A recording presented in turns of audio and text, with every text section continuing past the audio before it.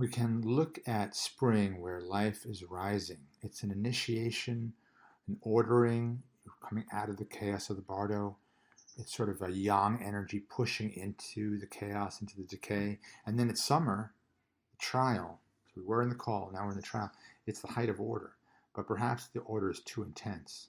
There's no yin, there's no flexibility. We're not humble or receptive. So our focus may be too intense, too much like a laser. It needs a little diffusion. And then in the fall, the return, then chaos, death, decay is rising. So death and decay and yin are sort of similar. It's almost like we are letting go of the need for order. So yin is receptive to the rising of order, but when order reaches a maximum in the trial, the summer, or you could say the day, it doesn't have much of a place. But then as we move into sunset, as we move into fall, as we move into return, you see the yin is coming up from the bottom, and that chaos and that decay and that receptivity is pushing into the order. And then the final stage, winter, Bardo, or night, after the dawn, day, dusk, and the night. In the winter, the Bardo, the night, we have the height of disorder. So there's no order, there's no yang energy. And so there can be chaos, a diffusion of boundaries. We're super receptive.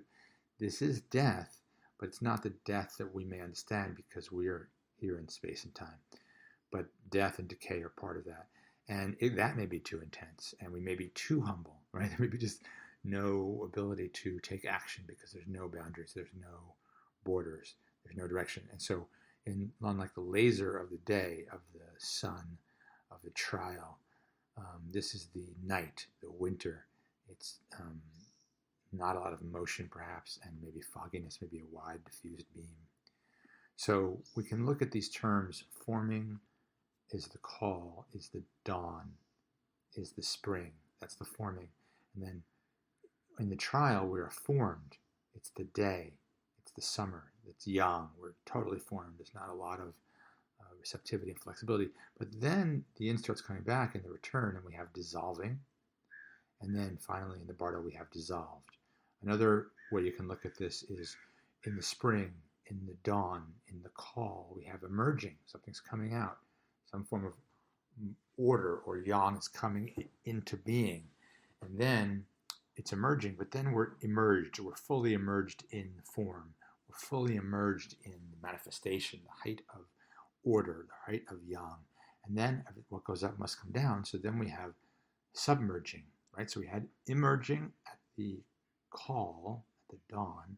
Now at dusk, in the fall, the return, we're having a submerging. And then in the Bardo, we're fully submerged.